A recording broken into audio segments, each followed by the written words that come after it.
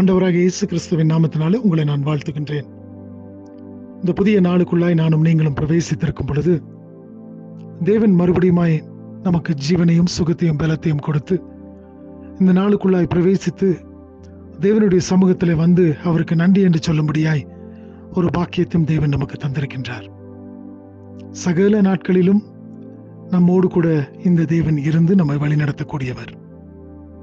வானமும் பூமியும் மறைந்து ஒளிந்து போகலாம், ஆனால் அவருடைய வார்த்தைகளோ என்றைக்கும் ஒழியாதது. அவர் வாக்குத்தத்தம் பண்ணினவர், வாக்கு மாறாதவர். அவர் நம்மோடு கூட இருந்து நம்மை நடத்த அவர் போதுமானவராக இருக்கின்றார். இந்த நாளின் காலை வேளையிலும் கூட ஏசாயா தீர்க்கதரிசியின் புஸ்தகம் 55வது அதிகாரத்தின் 9வது வசனத்தை வாசிக்கின்றேன். Isaiah chapter 55 verse 9. பூமியை பார்க்கிலும் வானங்கள் எப்படி உயர்ந்திருக்கிறதோ அப்படியே உங்கள் வழிகளை பார்க்கிலும் என் வழிகளும், உங்கள் நினைவுகளை பார்க்கிலும் என் நினைவுகளும் உயர்ந்திருக்கிறது. எனக்கு பிரியமான தேவச்சனமே, இந்த நாளின் காலை வேளையிலும் கூட தேவன் உங்களையும் என்னையும் பார்த்து இப்படிப்பட்ட வார்த்தைகளை சொல்லுகின்றார்.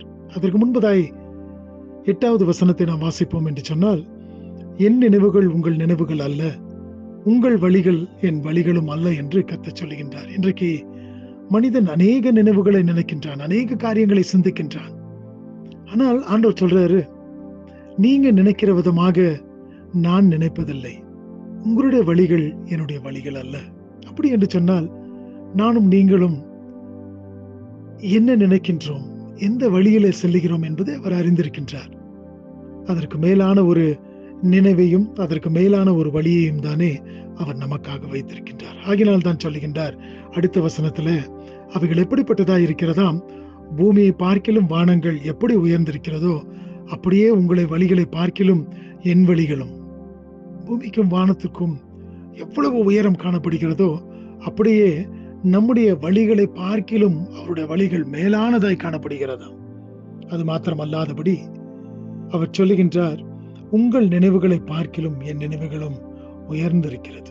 நம்முடைய நினைவுகள் சற்றே குறைந்ததாய் காணப்படலாம், நம்முடைய நினைவுகள் கீழானதாக காணப்படலாம். ஆனால் கர்த்தருடைய நினைவுகள் எப்படிப்பட்டதா இருக்கிறதா, நம்முடைய நினைவுகளை பார்க்கிலும் மேலானதாய் உயர்ந்ததாய் காணப்படுகிறதா. எனக்கு பிரியமான தேவச்சனமே, இந்த நாளின் காலை வேளையிலும் கூட தேவனுடைய சமூகத்தில் வந்து இந்த நாளை நாம் துவங்கி இருக்கும் பொழுது அவர் என்னை குறித்து நினைத்திருக்கின்ற நினைவுகள் மேலானதாய் இருக்கிறது. என்னுடைய வழிகளை பார்க்கிலும் அவர் எனக்கு காட்டுகின்ற வழிகள் உயர்ந்ததாய் காணப்படுகிறது. ஆகினால இந்த நாளிலே அவருடைய கரத்துல என்னை நான் ஒப்பு கொடுக்கின்றேன். அவர் என்னை நடத்துகின்றவர், அவர் எனக்கு வழி காட்டுகின்றவர், அவர் என்னுடைய நினைவுகள் எல்லாவற்றையும் அறிந்திருக்கின்றார். அந்த நினைவுகளுக்கு மேலான ஒரு நினைவை எனக்காக அவர் வைத்து காத்திருக்கின்றார். இப்படிப்பட்ட ஒரு சிந்தையோடு கூட தானே இந்த நாளுக்குள்ளாய் பிரவேசிப்போம். தேவன் நம்மை ஆசீர்வதிப்பாராக. ஆமென்.